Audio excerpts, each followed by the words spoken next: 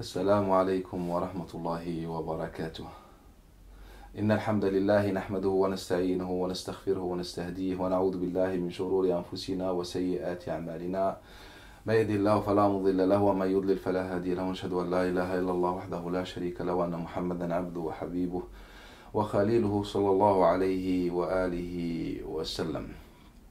Aujourd'hui, nous allons parler de Al-Qur'an Al-Karim et expliquer l'importance de comprendre Al-Qur'an Al-Karim, ou bien surtout les problématiques ou les obstacles dans la compréhension de Al-Qur'an Al-Karim.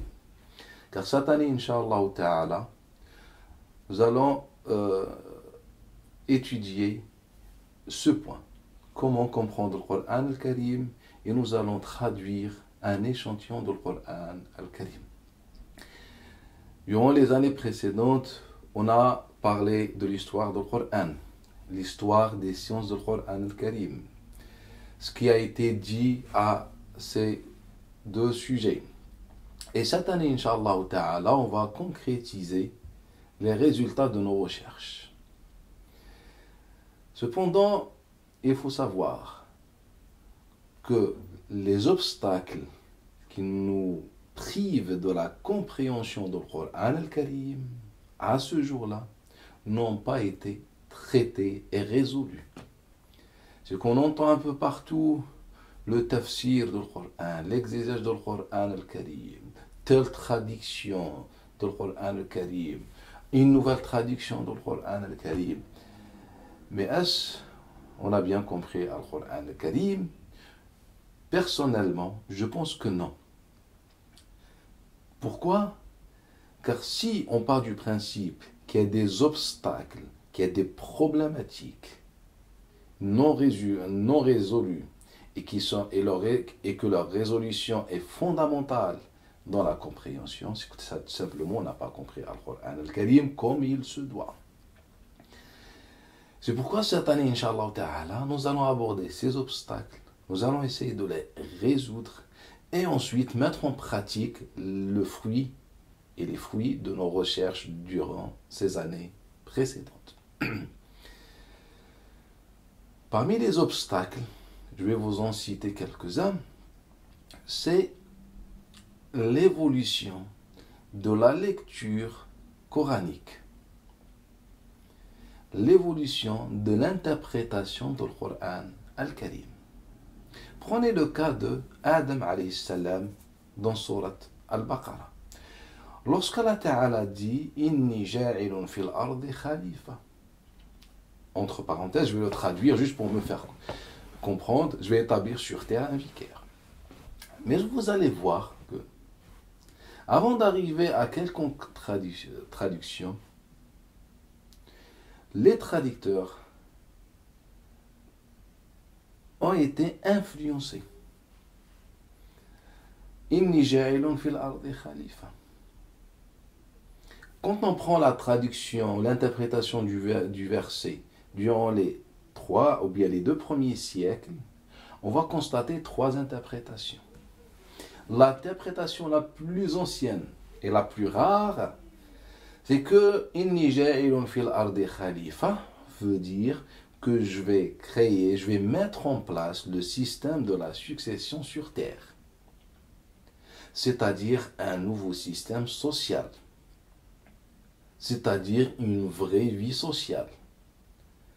La deuxième traduction à l'époque omeyyade, je vais créer après les djinns une autre espèce qui est Adam et les descendants de Adam. La troisième traduction, je vais mettre sur terre le système de la succession politique, c'est-à-dire la gouvernance, comme rapporte Al-Khazin et d'autres. Ces trois traductions étaient tout simplement soumises à leur contexte. C'est qu'à l'époque omeyyade, face à la forte influence juive, on a importé leurs écrits, notamment après la traduction de la Mishnah, les enseignements oraux juifs, équivalents à la Sunna, et qui nous disent qu'avant Adam, il y avait des djinns injustes qui faisaient couler le sang, etc., etc. Et qu'Allah Ta'ala a voulu les remplacer en créant un homme qui s'appelle Adam et une descendance de lui. Et ça, c'est la vision qu'on a adoptée à l'époque omeyyade. Un siècle plus tard, à l'arrivée du régime abbasside, et on avait compris que il y avait le djinn, mais on avait besoin d'une légitimité de la gouvernance. C'est pourquoi, à cette époque abbasside, les acteurs religieux, les chefs religieux soutenus par le régime, nous ont livré une nouvelle interprétation. C'est qu'on parle de la gouvernance. C'est qu'au sein des fils d'Adam, il y aura la succession de la gouvernance, al-khilafa. Et que le khilafa est une notion islamique, est un concept dogmatique. C'est pourquoi, quelques années plus tard, ce point sera inscrit dans l'enseignement du dogme islamique. Et à ce jour-là, les musulmans apprennent ceci qu'en faisant partie du dogme, alors que ce n'est qu'une idée une idée abbasside. Et la première interprétation qui nous dit que c'est-à-dire je vais mettre sur terre le système de khilafa social, ce verset pour eux n'indique pas que Adam est le premier homme sur terre ou le dernier homme sur terre, ou je ne sais pas. En fait, le verset ne parle pas du tout de cette question, de ce sujet. Deuxièmement, pour eux, le verset affirme un seul point. C'est que, à l'arrivée de Adam alayhi salam et les descendants de Adam alayhi salam, il y aura une vie sociale, un mode de vie social qui est différent, qui va connaître la succession. Surtout qu'en langue arabe, en faisant des comparaisons du vocabulaire arabe, on sait bien que les mots de racine fa'ila ou fa'il signifient maf'oul. Donc khalifa, makhlouf, c'est comme s'il a dit je vais mettre en place, je vais établir sur place un makhlouf, un succédé, c'est-à-dire une succession, un protocole de succession sociale, c'est-à-dire une vie sociale où tout le monde peut vivre, où tout le monde alterne les uns les autres, etc. Et plus tard, je tombe sur Al-Mawardi dans son livre Nukat al-Uyun qui nous dit étrangement que ce verset a connu 3 interprétations et il cite ce que je viens de citer. Alors, quand je suis arrivé à ce résultat, je ne connaissais pas la parole de Al-Mawardi. Donc en fait, ça m'a confirmé l'idée que le Coran également est passé par plusieurs lectures et chaque lecture dépend de son époque et de son contexte. Donc aujourd'hui, lorsque le traducteur ou le mufassir veut faire une traduction, une explication d'un verset, il est tout simplement dans la même lignée que ceux d'avant. Et ça, c'est la première difficulté. C'est que le Coran al-Karim perd son sens universel, perd son sens objectif. Il va répondre aux désirs des tout-puissants des puissants d'avant, comme le régime omeyyade et le régime abbasside. Prenez le cas de Surat Al-Masad, cette sourate qui nous parle de Abi Lahab, Tabbat yada Abi Lahab wa tab. Dans cette sourate, les musulmans, la quasi-totalité des musulmans pensent qu'Allah Ta'ala parle bien d'un homme existant en chair et en os qui sont surnommés Abu Lahab. Et on pense qu'il s'agit de Abd al-Uzza qui est l'oncle du prophète. Imra'atuhu et sa femme dans le verset parlent de son épouse. Alors que ce qui est étrange, c'est que dans les anciens traces historiques, nous n'avons aucune information sur l'existence de cet homme et encore moins qu'il a combattu le prophète alayhi salatu wassalam ou lui a fait du mal. On n'a rien. Avant Abu Ibn Ishaq, on n'a pas d'informations sur Abu Lahab. Alors que cet homme, s'il est bien évoqué dans le Coran al-Karim, est censé avoir toute une histoire qu'on enseignait depuis l'époque du prophète, ce qu'on devrait enseigner depuis l'époque du prophète à nos enfants. Regardez, Abu Lahab, c'est comme exactement le cas de Pharaon, le symbole de l'injustice et de la dictature, alors qu'on n'a pas de traces. Si ce n'est le trace qui va mettre en place Saïd ibn Jubayr, il va l'attribuer par exemple à Abdullah ibn Abbas. Et qu'est-ce que dit cette trace et qui est inscrite dans les authentiques? Et qu'est-ce que cette phrase dit, ou bien cette trace dit?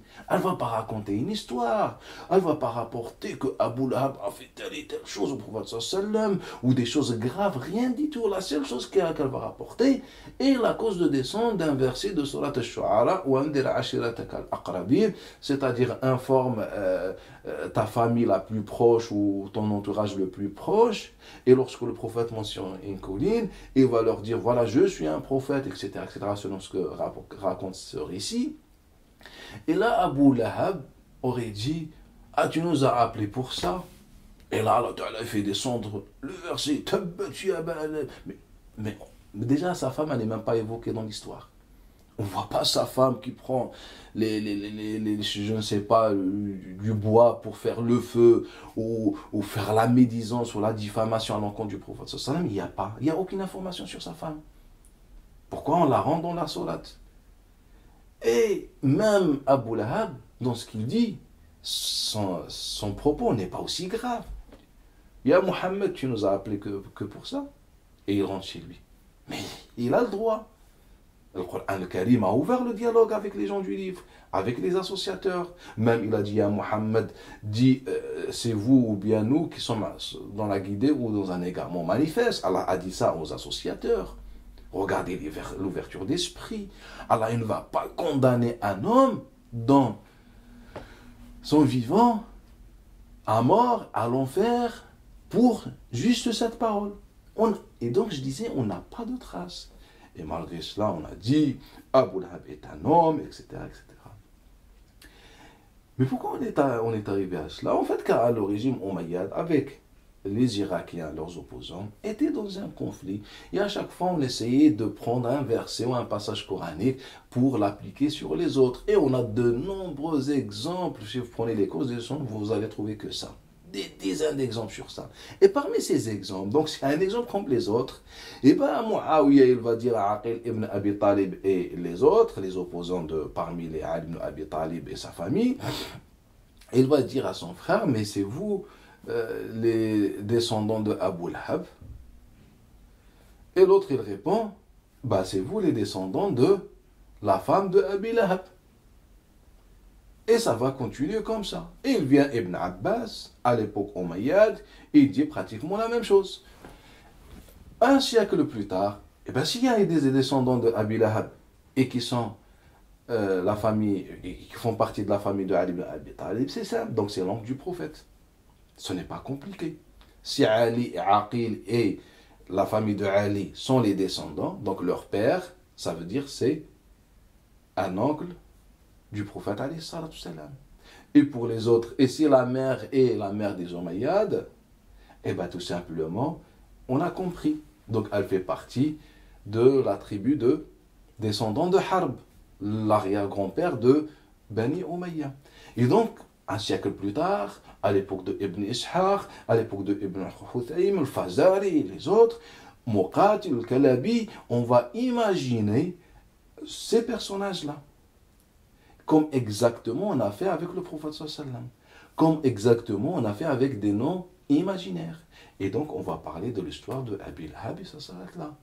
Alors que le Coran al-Karim, il nous dit Tabbat Yada, et déjà Tabbat en langue est utilisé plusieurs fois dans le Coran al-Karim, et ce mot est connu depuis bien avant l'islam. C'est que les Arabes, lorsqu'ils disent Tab, c'est pour parler d'un homme puissant,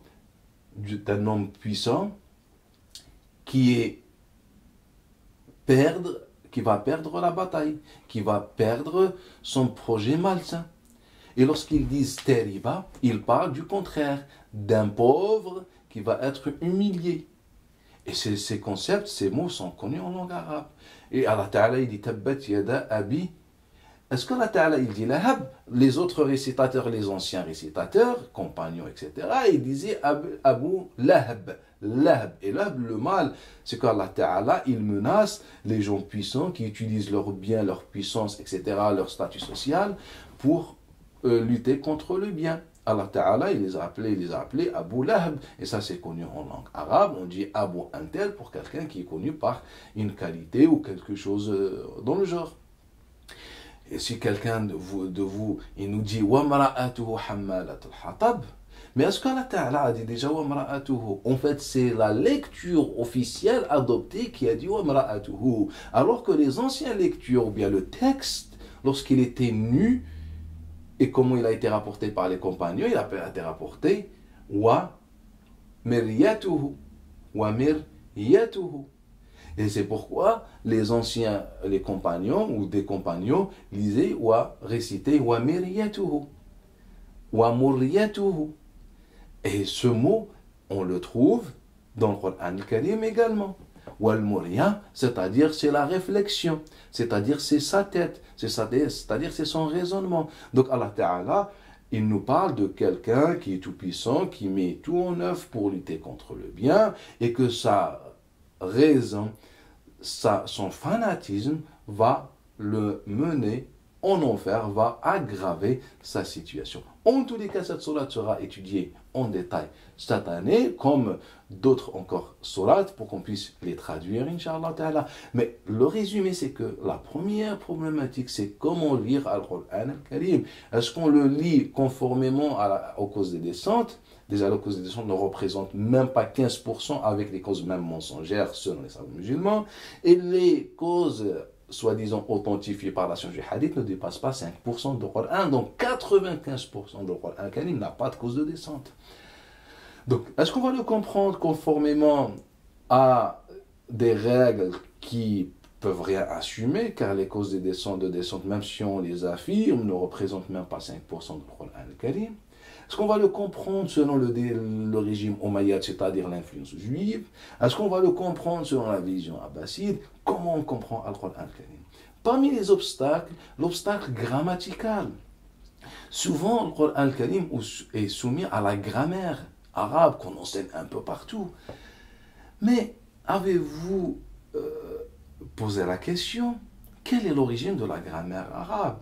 On ne va pas vous rapporter Abul Aswad al-Du'ali ou je ne sais pas qui était à l'origine. Cela, on l'a déjà étudié, on va le revoir et prouver que ce ne sont pas des textes qui tiennent la route ou que à l'origine c'était Muawiyah ibn Abi Sufyan. On a 3 ou 4 ici dans la question. Mais quelle est l'origine?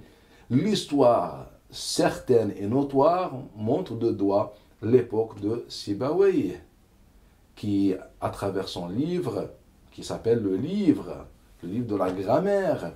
Sauf que Sibawayh est un Perse. Il a vécu une 30aine d'années, selon tout le monde, et qui est arrivé jeune dans le monde arabe, qui a appris la langue arabe jeune. Donc cet homme qui va mourir à l'âge de 30 ans, 32 ans, 33 ans sur la divergence, et qui a grandi dans un monde perse, qui n'a appris la langue arabe qu'après l'arrivée du régime abbasside, et qui a été convoqué déjà par Ibn al-Muqaffa', le père spirituel des Perses, et il vient. On n'a aucune information de lui. Personne ne connaît son parcours. Personne ne sait avec qui il a appris, si ce n'est ce qu'on rapporte, qu'il a vu quelques jours Hamad ibn Salama, et ce n'est même pas authentique. Les textes que rapportent Zajjaj et d'autres, on les a déjà vus. Ce n'est rien. On n'a aucune information de lui. Et d'ailleurs, même l'année de la mort pose problème, car la divergence s'étend de l'année 160 à l'année 194. Comment pouvez-vous affirmer le statut de cet homme qui n'a vécu qu'une 30aine d'années, alors qu'on ne sait même pas s'il est mort l'année 160, 161, 180, 190, 194. Si quelqu'un a vécu plus de 100 ans, on dit c'est pas grave, une divergence. Mais quand même, ça reste grave. On ne peut pas diverger sur plus de 30 ans. Si on ne sait pas s'il est mort l'année 160 ou l'année 194, ça pose problème. C'est-à-dire, Il a rencontré qui? Il a vécu où? Avec qui? Etc. Car si on connaît la moindre information de lui, ce serait en mesure de déterminer au moins une date assez précise. Si on sait qu'il a vécu avec un tel, il a vu un tel, avec un tel, quand on recoupe les informations, on va dire, bah écoutez, il est mort par exemple entre l'année 165 et l'année 170. Voilà. Mais là, on diffère de l'année 161 jusqu'à l'année 194, alors qu'il n'a vécu que 30 ans. Et on n'a aucune information de lui. Et même s'il a appris l'arabe, même est-ce qu'il connaissait réellement l'arabe? Et même son cheikh, quand on dit son cheikh Al-Khalil ibn Ahmed Al-Farahidi, on n'a aucune information fiable qui dit qu'il était son cheikh réellement. Que le Khalil ibn Ahmed Al-Farahidi était réellement son cheikh, c'est-à-dire rester un moment avec lui, qui est impossible. Il est mort à l'âge de 30 ans et il est arrivé âgé, voilà, à la fin de sa vie dans le monde arabe, quand est-ce qu'il va rencontrer Al-Khalil ibn Ahmed Farahidi pour être un vrai élève à lui? Et d'ailleurs, même Al-Khalil ibn Ahmed Farahidi n'a été connu que grâce à Ibn Muqaffa', le père spirituel du régime perse, de l'empire perse, qui a instrumentalisé l'empire abbasside, lorsqu'on a mis en place la maison de la sagesse. Et quand on étudie la grammaire, juste pour faire court, car ce sujet on va le revoir cette année, pour faire court, c'est que la grammaire arabe est fondée sur un ensemble de langues différentes, comme la langue persane et les autres langues. Et la grammaire arabe déjà a fait l'objet d'une grande critique de la part des savants même musulmans, des savants arabes, comme Ibn Madda al-Qurtubi et encore d'autres, qui critiquent en fait beaucoup de notions dans la grammaire arabe. Et du coup, si on dit que la grammaire arabe est problématique, et d'ailleurs ceci explique la révolte des Irakiens contre la grammaire officielle depuis le IIe siècle, donc si on dit que c'est problématique, donc comprendre le Coran al-Karim à la lumière des règles problématiques à tout le monde, je pense que c'est grave. Et ça, c'est l'un des obstacles aussi fondamentaux. Et parmi les obstacles, c'est l'évolution du texte arabe, du texte coranique. Et là, je vais faire le lien avec la croyance.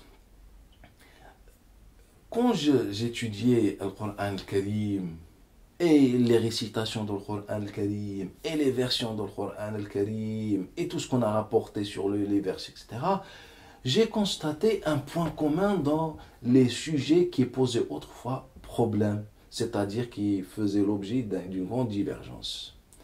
Parmi ces sujets-là, ce qu'on appelle les signes de l'heure, des signes majeurs.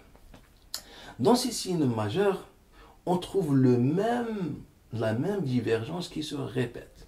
C'est par exemple, vous prenez l'apparition de Ya'juj wa Ma'juj à la fin des temps. C'est ce qu'affirme le patrimoine islamique.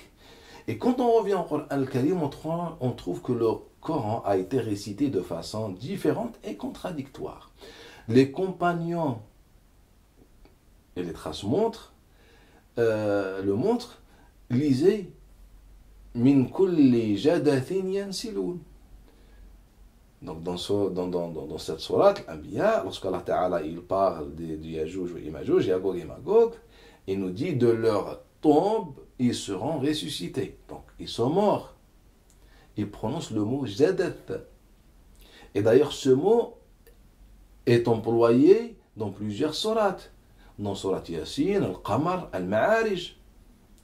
Alors que la lecture officielle et qui se trouve dans notre Mus'haf dit Min kulli hadabin yansilun. C'est le même mot. Il n'y a pas eu de modification dans le mot. C'est le même mot. Mais sauf que la lecture est différente. On a lu le mot avec des points. Hadab.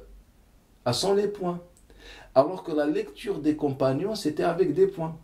Donc quand on voit le verset, il n'a pas changé, il n'a pas été modifié, ni touché. C'est le verset qu'Allah fait descendre. Mais comment le lire? Donc la lecture ancienne des compagnons, elle dit Min kulli jadatin yansilun, c'est-à-dire que Yagog et Magog seront ressuscités de leur tombe. C'est-à-dire, ce sont deux tribus qui sont mortes anciennement. C'est bon, il n'y a pas de signe de l'apparition de Yagog et Magog. Non, ils sont morts comme tout le monde. Ça, c'est la lecture des compagnons. Mais la lecture que va adopter le régime omeyyade est différente. Pourquoi? Car sous l'inspiration et l'influence juive, pour eux, Agog et Magog sortiront à la fin des temps. Et bien, pour que le verset soit conforme à la vision juive, il faut qu'on retire les points. Et ça se remarque que dans la lecture. Car autrefois, le texte s'écrivait nu, sans les points. Et donc, pour que le verset soit conforme à la vision juive que le régime omeyyade a adoptée et qui est propagée dans les mosquées, il faut qu'on le lise de cette façon. Donc, ils ont dit, min kulli hadabin yansilun, c'est-à-dire de chaque colline, ils descendront, conformément au dire juif. Et quand j'ai pris le cas de Isa alayhi salam, j'ai trouvé réellement le même cas, la même chose qui se répète. Il y a quelque chose qui cloche. Allah Ta'ala, il dit wa innahu la'ilmu as-sa'a. Imam Ibn Abbas s'est étonné, il disait mais je ne vois pas comment Abu Huraira lit ce verset. Abu Huraira, comment il disait wa innahu la'alamu as-sa'a, c'est que Isa est un signe de l'heure. Ibn Abbas, il dit mais je trouve cette lecture anormale. Pour Ibn Abbas, il fallait lire le verset wa innahu la'ilmu as-sa'a, c'est-à-dire que la parole dans le Coran, les enseignements dans la Ta'ala, tout ça mène à la connaissance de l'heure, c'est-à-dire la croyance, etc. Sauf qu'à la lecture, selon la lecture de Abi Huraira, on réduit tous ces sens-là à et transformer Isa alayhi salam comme un signe de l'heure. C'est que Isa, il va venir à la fin des temps. Et même dans l'autre verset, lorsque Allah Ta'ala, il dit dans les sens, wa inna min ahl al-kitab, que certes, parmi les gens du livre, ils vont croire en lui. Donc on a dit que pour que les gens du livre, et on sait bien que les gens du livre ne considèrent pas, ou plutôt les juifs, par exemple, ou les chrétiens, ne considèrent pas Isa comme, nous on le considère comme prophète, par exemple, et tout. Donc, mais si Allah Ta'ala, il nous dit, il viendra un jour où ils vont avoir la bonne croyance, cela veut dire tout simplement que Isa va apparaître à la fin des temps. C'est à ce moment-là où ils vont avoir notre croyance. Alors que la lecture des compagnons, ils disaient autre chose. Elle disait que certes, les gens du livre, ils vont croire, c'est-à-dire Allah Ta'ala à la fin il dit la yu'minanna bihi qabla mawtih, c'est-à-dire avant la mort de Isa alayhi salam, tous les chrétiens seront croyants. Et selon cette lecture, c'est à la fin des temps. Alors que la lecture ancienne des compagnons, elle dit la yu'minanna bihi qabla mawtihim, avant leur mort, ils vont croire à Isa alayhi salam. C'est-à-dire que dans l'intimité, dans l'agonie de la mort, chaque individu, il va reconnaître, c'est comme le cas de Pharaon et de n'importe qui, il va voir la vérité. Il va se rendre compte, mais ce jour-là, ça sera trop tard. Donc, selon la lecture des compagnons, le Coran ne parle pas de Isa alayhi salam à la fin des temps, ni rien du tout. Il nous dit tout simplement que ces chrétiens, ces juifs, etc., chacun, à l'agonie de la mort, il va reconnaître au fond de lui que Isa alayhi salam n'était pas le maudit selon les juifs, ou le Dieu selon les chrétiens, mais plutôt un prophète selon les musulmans. Et à chaque fois on prend un verset qui parle des signes de l'heure, on va trouver toujours deux lectures. Une lecture qui veut à tout prix prouver que le Coran parle des signes de l'heure, et une lecture qui est normale, logique, etc. et qu'on la trouve chez les compagnons. Quand on parle par exemple de la bête à la fin des temps. Et ceci, c'est parmi les obstacles les plus fondamentaux pour comprendre le Coran et pour pouvoir le traduire bien. C'est pourquoi on a proposé ce programme. Lorsqu'Allah Ta'ala, il nous parle de l'apparition de Dabba, de la bête à la fin des temps. Est-ce qu'Allah Ta'ala déjà a parlé de la bête à la fin des temps? Et de quelle bête? Allah Ta'ala il dit وَإِذَا وَقَعَ الْقَوْلُ عَلَيْهِمْ, et lorsque la parole d'Allah Ta'ala tombera, أَخْرَجْنَا لَهُمْ دَابًّا مِنَ الْأَرْضِ, nous allons leur sortir une dabba, une bête de la terre. تُكَلِّمُهُمْ أَنَّهُمْ كَانُوا بِآيَاتِنَا لَا يُوقِنُونَ, تُكَلِّمُهُمْ, qui leur parle. Donc, on a compris qu'à la fin des temps, une bête va parler. Alors que l'ancienne récitation, l'ancienne lecture des compagnons ne disait pas ceci. Elle disait, lorsque la parole d'Allah Ta'ala tombera, nous allons leur sortir une dabba, une bête, oui, de la terre, une créature, une bête de la terre, qui sort de la terre, mais pas pour leur parler. Ce n'est pas tukallimuhum. Ils disent non, ce n'est pas tukallimuhum, mais taklamuhum, c'est-à-dire qu'il va manger leur chair. Et là, on a compris qu'Allah Ta'ala, lorsqu'il dit, lorsque la parole d'Allah Ta'ala tombera, c'est-à-dire le jugement dernier, ce jour-là, tout le monde est mort. Tout le monde est en train de nourrir les bêtes, c'est-à-dire la décomposition des corps, c'est-à-dire que le jugement dernier est sur le point de venir. Donc, quand on lit selon la lecture ancienne, eh ben on comprend pas qu'Allah Ta'ala parle d'une bête qui parle et on rentre dans l'imaginaire. Non, Allah Ta'ala, c'est exactement dans le cas de Sulayman, car cette dabba est évoquée à deux reprises dans le Coran Al-Karim, dans ce verset et dans l'histoire de Sulayman alayhi salam, lorsque Allah Ta'ala dit وَمَا دَلَّهُمْ عَلَى مَوْتِهِ, que la chose qui leur a montré que Sulayman est mort, دَابَّةُ الْأَرْضِ تَأْكُلُ مِنْ سَأَتَهُ. Donc ils ont dit qu'il y avait une bête qui mangeait la canne de Sulayman alayhi salam, et du coup lorsque Sulayman alayhi salam est tombé, eh ben, on s'est rendu compte qu'il était mort. Alors que la lecture ancienne des compagnons ne dit pas exactement ceci. Elle nous dit Dabbat al-ard ta'kulu min sathi. Et le texte arabe, le verset coranique est écrit ainsi dans les manuscrits et dans les récits. Allah Ta'ala dit Dab, la bête de la terre, comme la bête qui va manger nos corps à la fin des temps, elle mange min sathi et non min sa'ata. Donc quand on prend le texte nu comme il est descendu et comme dans les manuscrits, on a min et set, on a deux mots. Sauf que ces deux mots, selon la lecture officielle, ont été collés. Mais pourquoi? Pour les transformer en un seul mot. Pourquoi? Car, selon les gens du livre qui nous influençaient autrefois, la terre ne peut pas manger les corps des prophètes.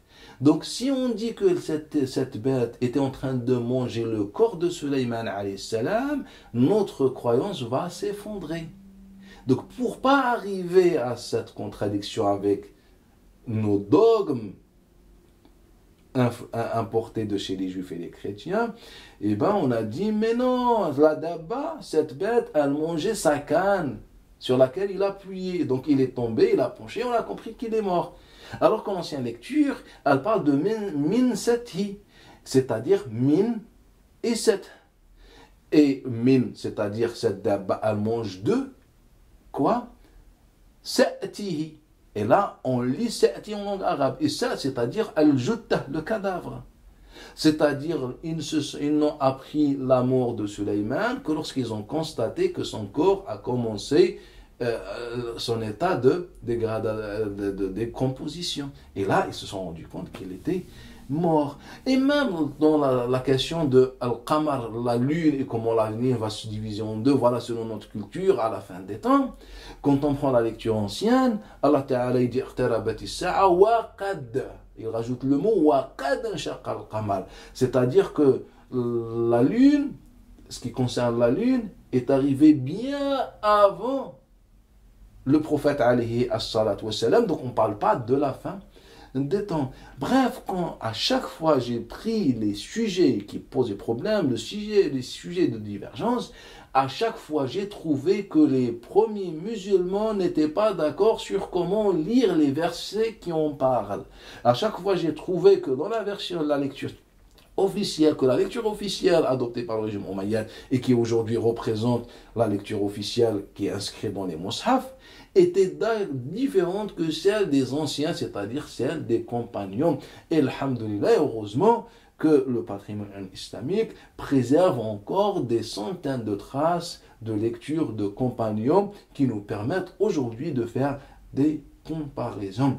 Et donc, parmi les obstacles de la compréhension et la traduction du Coran Al-Karim, c'est la question de la lecture du Coran et l'évolution de sa lecture. Et donc nous, après ces 3 premières années, on a pu étudier ce point et on a donné de nombreux exemples, les règles, etc. Et cette année, on va mettre tout ça en pratique, Inch'Allah Ta'ala. On va prendre un échantillon de solat mecquoise et médinoise. On va appliquer dessus toutes les règles qu'on a étudier, Inch'Allah, pour avoir une traduction, la traduction la plus proche de l'esprit du Coran al-Karim, de la compréhension du prophète sallallahu alayhi wa sallam. Wassalamu alaikum wa rahmatullahi wa barakatuh.